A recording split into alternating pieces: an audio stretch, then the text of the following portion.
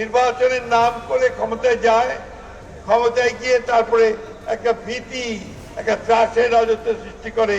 সে তখন গুম করে খুন করে যেভাবেই হোক সে ক্ষমতায় জোর করে টিকে থাকার চেষ্টা করে। হাসিনা তাই করেছে, তাই না? জোর করে মানুষ চায়নি, কিন্তু সে তিনটা নির্বাচন এইভাবে মিথ্যা কথা বলে জনগণকে বোকা বানিয়ে সে তিনটা নির্বাচন করে জোর করে ক্ষমতায় বসেছে। সে ভেবেছিল কোনোদিন ক্ষমতা থেকে যাবে না। কিন্তু আমরা বলি না একটা কথা যে আল্লাহ তাআলা ভাবে একরকম, মানুষ ভাবে একরকম, আল্লাহ তাআলা কিন্তু ভাবে আরেক রকম, তাই না?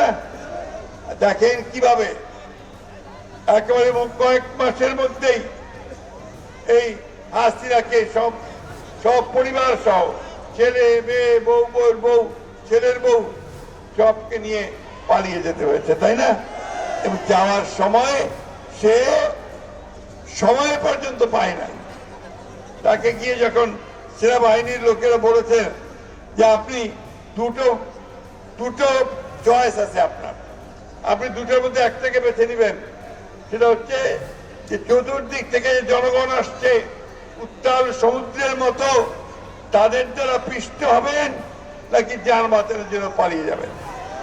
সেই নেত্রী যিনি সবসময় বলতেন যে আমি পালাই না, আমি ভয় পাই না, আমি মুজিবের বেটি, আমি পালাই না, বলতো না?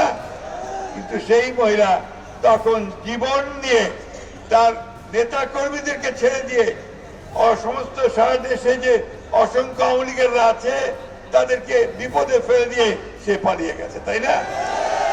এই অঞ্চলে তো অনেক মানুষ আছেন যারা আওয়ামী লীগ করতেন, তাই না ভাই? এখন তাদের কি অবস্থা? সে নেতৃত্ব তাদের দেখার নাই, সে নেত্রী পালিয়েছে, তাদের নেতারা পালিয়েছে, তাদের নেতা যারা ছিল তারা এখন বন্দী হয়ে গেছে দুর্নীতি করার দায়ে, তাই না? এই হচ্ছে পরিণতি ফ্যাসিবাদের, এই হচ্ছে পরিণতি যারা আপনার জোর করে ক্ষমতায় টিকে থাকতে চায়। বন্ধুগণ, এই আমাদের ছাত্রদেরকে আমি ধন্যবাদ জানাতে চাই, আমাদের ভাইদেরকে যারা 15 বছর ধরে লড়াই যোগ করেছে তাদেরকে ধন্যবাদ জানাতে চাই যে তারা তাদের বুকে রক্ত ঢেলে দিয়ে আমাদের জন্য আবার একটা সুযোগ সৃষ্টি করে দিয়েছেন যে আমরা আমাদের দেশটাকে আবার একটা গণতান্ত্রিক পদ্ধতিতে গড়ে তুলব। আমরা এখানে সকল মানুষের ভোটের অধিকার নিশ্চিত করতে পারবো।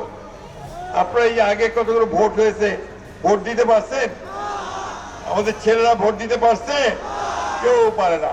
3 বার 15 বছর ধরে আর ভোট দিতে পারে না, তাই না?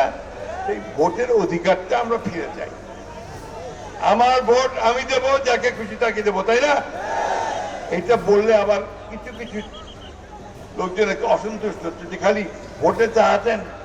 হ্যাঁ, মানে ভোট চাচ্ছি এই জন্য যে আমরা ভোটটা দিতে পারলে আমরা আমাদের সঠিক লোক নির্বাচন করতে পারবো, সেই লোক পার্লামেন্টে গিয়ে আমাদের জন্য ভালো কাজ করবে, দেশটাকে ভালোভাবে সঠিকভাবে সাজায় দিবে, তাই না?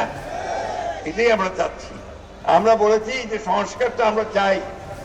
আমরা 2016 সালে আমাদের নেত্রী দেশনেত্রী বেগম খালেদা জিয়া তিনি ভিশন বাংলাদেশ 2030 দিয়েছিলেন, বাংলাদেশের কি হতে পারে ভবিষ্যতে 2030 সালে তা বলেছিলেন। আর আমাদের নেতা তারেক রহমান সাহেব তিনি 2 বছর আগে 2022 সালে তিনি 31 দফা দিয়েছেন। সেই 31 দফাটা কি? সংস্কার। লোকে বলে এই সংস্কার কি জিনিস? সাধারণ মানুষ সংস্কার অত বুঝে না, তাই কি বুঝে? মূল কথা আমি যেন ভোটটা দিতে পারি, আমার দেশে যেন শান্তি থাকে, আমার জিনিসপত্রের দাম যেন কম হয়, মারামারি যেন না হয়, তাই না? এই জিনিসগুলো আমরা চাই। চুরি ডাকাতি যেন না হয়। আর আমাদের এই অঞ্চলের মানুষের একটা বড় সমস্যা আছে, গরু চুরি যেন না হয়, তাই না? ধান যেন কেউ কেটে নিয়ে যায়, তাই তো? এই জিনিসগুলো আমাদেরকে সুন্দর করতে হবে, দেশকে গড়ে তুলতে হবে। স্কুল কলেজ মাদ্রাসাতে যেন ভালোভাবে ছেলেমেয়েরা লেখাপড়া করতে পারে তার ব্যবস্থা করতে হবে। আর কথায় কথায় ঘুষ যেন দিবা না হয়, এটা একটা বড় সমস্যা। বা খালি ঘুষটা আছে, যেইটা যা আছেন সেইটি ঘুষটা আছে, তাই না? ঘুষ আমরা আর দিবা না হয়। আপনারা সবাই রুখে দাঁড়াবেন, ঘুষ দিবেন না, যে ঘুষ চাইবে ওকে ধরে নিয়ে গিয়ে পুলিশের হাতে দেবেন। আপনারা বলে যে পুলিশও তো ঘুষ খাচ্ছে, কি তাই না? ওই পুলিশকে আমরা এখন পরিবর্তন করতেছি, ইনশাআল্লাহ ওই পুলিশ এখন জনগণের পুলিশ হবে, তাই তো? এইরকম একটা বাংলাদেশ আমরা চাচ্ছি, এইরকম একটা বাংলাদেশ আমরা চাচ্ছি। এবার সেটা আমাদের নেতা তারেক রহমান সাহেব ওই বাংলাদেশ করার স্বপ্ন সবাইকে দেখাচ্ছেন। আমাদেরকে স্বপ্ন দেখতে হবে। যারা লুট করে, চুরি করে, যারা আমাদের সম্পদ কেড়ে নিয়ে যায়, তারা আমাদের নেতা হতে পারে না, ঠিক না? আমরা নেতা তাদেরকেই করতে চাই যারা আমাদের পাশে দাঁড়াবে, করবে, কষ্ট করবে। এই যারা পালিয়ে গেছে ওই পারে, পালিয়ে গিয়ে হাসিনা ওইখান থেকে সে ষড়যন্ত্র করতেছে, চক্রান্ত করতেছে, একটা মিথ্যা প্রচারণা চালার চেষ্টা করতেছে। এটা কি? ওই যে আমাদের ভাইরা বসে আছে এখানে, আমাদের হিন্দু ভাইরা, আমরা নাকি তাদের উপরে এই দেশে নাকি অত্যাচার হচ্ছে। আমি বলেন তো ভাই, আপনাদের এই অঞ্চলে কোনো অত্যাচার হয়েছে, কোন নির্যাতন হয়েছে, কারোর উপরে কোনো গাঁজা চাওয়া হয়েছে, কাউকে হত্যা করা হয়েছে? হয়নি। কারণ আমরা এই অঞ্চলের মানুষেরা, আমরা খুব শান্তিপ্রিয় মানুষ। হিন্দু, মুসলমান, বৌদ্ধ, খ্রিস্টান, আমরা সব সময় একসাথে বাস করি, তাই না? দুর্গাপূজা গেছে না? দুর্গাপূজা গেছে তখন পড়াশোনা না যান, আপনাদের প্রত্যেকটা মণ্ডপে মণ্ডপে ঘুরে গেছে না?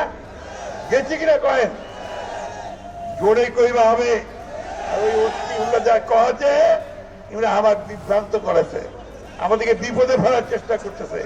সেই জন্য আপনাদেরকে রুখে দাঁড়াতে হবে।